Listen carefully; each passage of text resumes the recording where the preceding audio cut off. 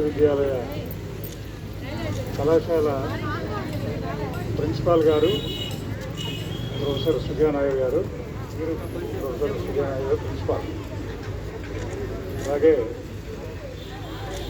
ఇతర అధ్యాపక బృందం,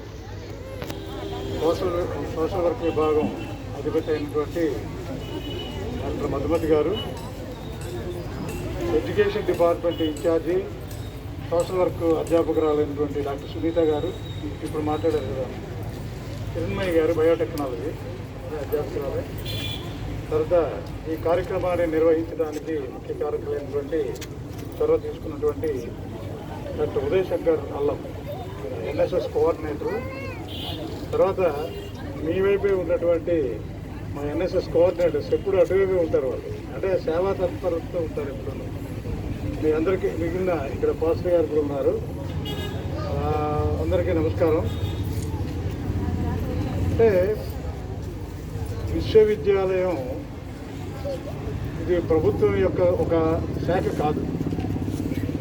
ప్రభుత్వం మీరు ఎలాగ ఆధారపడతారో ప్రభుత్వం మీద, మేము కూడా ప్రభుత్వం మీద ఆధారపడిన వాళ్ళం. మాకు కావాల్సినటువంటి ఆర్థిక వనరులు, డబ్బు కోసం ప్రభుత్వం మీద ఆధారపడతాం మేము.